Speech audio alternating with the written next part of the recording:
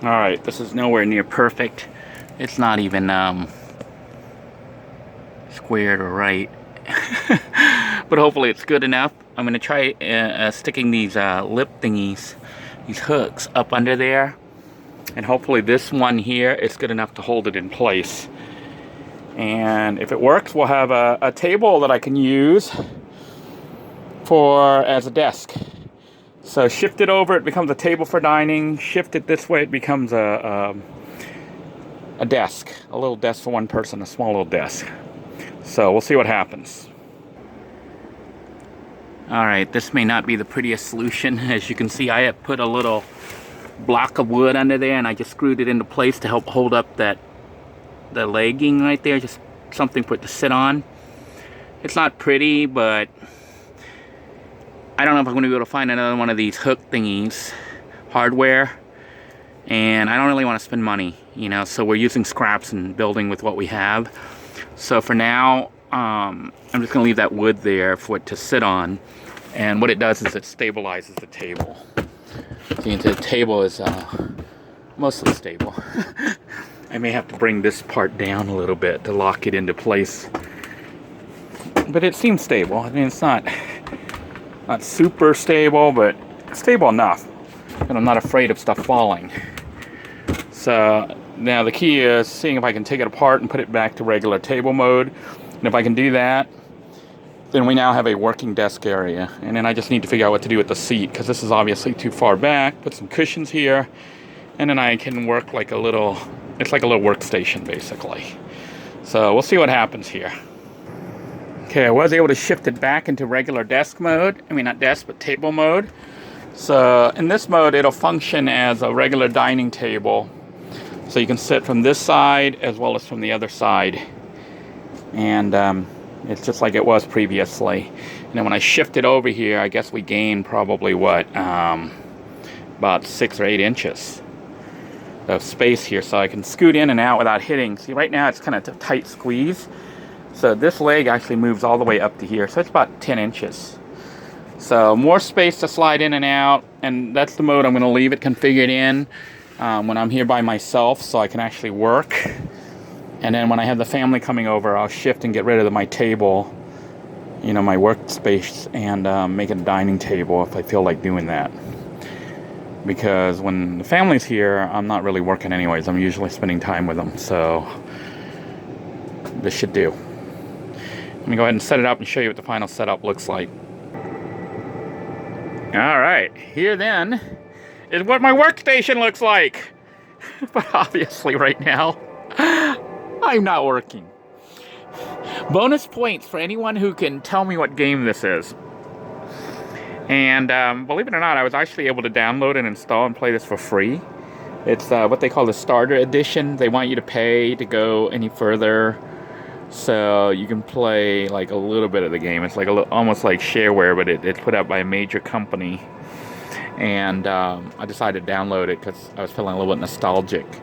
And I didn't have this version previously. I had the previous version. So this is kind of neat. Let me go ahead and start it up. But you can see that I'll be able to sit here.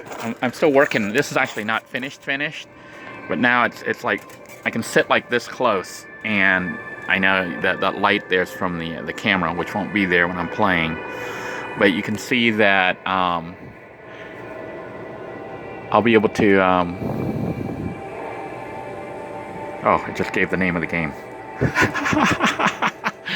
Alright, we'll go ahead and start the game. But, yeah, so basically, I'll be able to chill, play some games with my son when he's at his house. As long as I can get internet connection.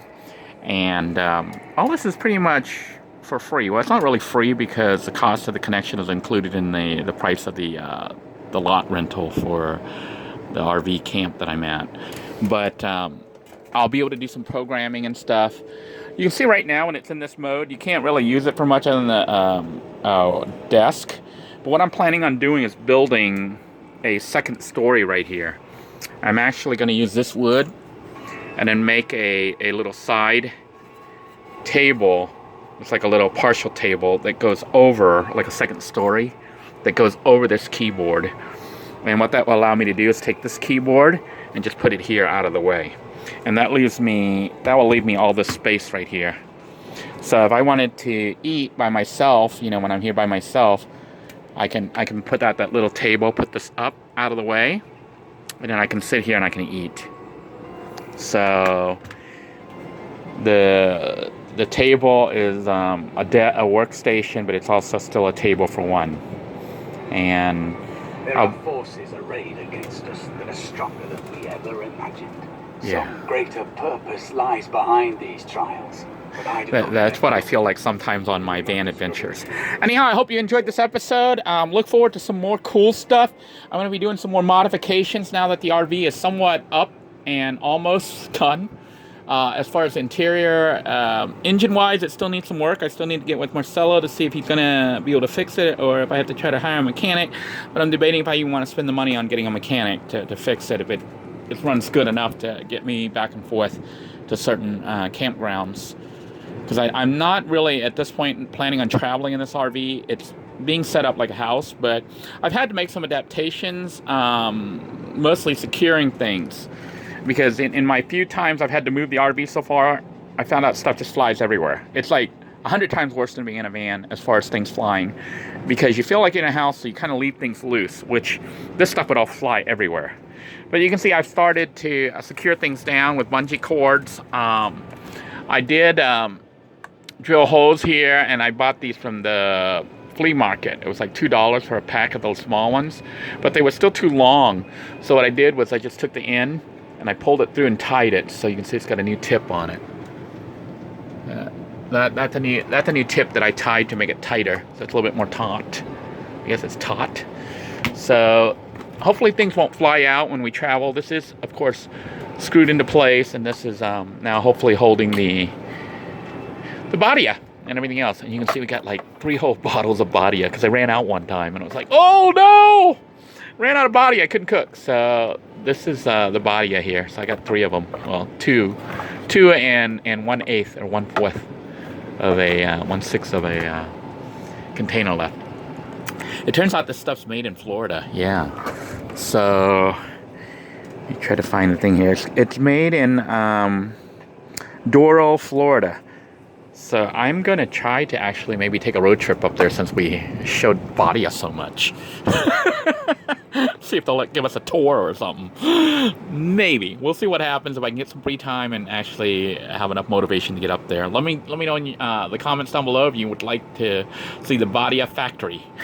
And then I'll see if I can't arrange a visit over there somehow and let them know how much we appreciate them on this channel. Well, until next time, everyone, thank you for tuning in. I hope you found this video interesting, if not informative. Hopefully, if you're building out your van or your own RV, some of these things that I'm doing here will give you some ideas. You know, living in a small space like a van, I know that things should serve multiple purposes, and I still feel the same with the RV, even though it's obviously quite a bit larger. I'll be doing a video discussing the differences between living in a van and living in an RV very soon, so look forward to those videos. Coming more than one, and kind of explain to you my personal situation and my personal thoughts about living in a van versus living in an RV versus living in a house. Well, until next time, everyone, take care. God bless you all. Thank all of you for your kind words, your kind thoughts, your prayers. It is making a difference. And a special call out and thank you to the patrons for helping me to try to secure my end of homelessness situation. We're still not quite yet there because financially I'm still struggling, but at least for the next month or two, I think I'll be okay, unless, you know, some weird stuff happens, but I pray nothing like that happens, and I ask that you pray for that also, and that we continue this positive journey of getting myself back on my feet. Until next time, take care. God bless you all. I am thinking of each and every one of you, especially those of you who are living in a van or living in a car, not by choice, but out of necessity. Because believe me, I know what that feels like, and in some ways I feel kind of sad that I'm in this RV right now, because I don't know if you can hear the air conditioning is working. It's almost like a little tiny house and extremely comfortable. I've got electricity at the flick of a switch. I've got AC to cool me down. We'll talk about that on another episode here. Sort of, this is kind of a mess, but it's cool. It's cool in here. And right now we're in the middle of summer. It is extremely hot in Florida. So I feel extremely blessed that the viewers have blessed me with this RV and the funding that it took to get it to this point. Still needs a little bit more work. You can see most of the ceiling is up. It's just not painted to match, and I still need to do the front. But hopefully within the next week or two, the interior will be about 95% done, other than trim and paint and little minor fixes to beautify it, you know, like plugging in all those holes and stuff. And I do still need to put up a false wall here in this kitchen area and rewire this fan so that it works, or figure out what's causing it to not work. Because I want the vent fan to work so that when I cook, it can suck the hot air and stuff, and the smell and the smoke and everything outside. Because right now when I'm cooking, it's all over the RV. Well, until next time, everyone, take care. God bless you all. Thank you again for your kind thoughts and prayers. It is truly appreciated. And as you can see, it has made a huge difference. Have a great day, everybody. Bye-bye now.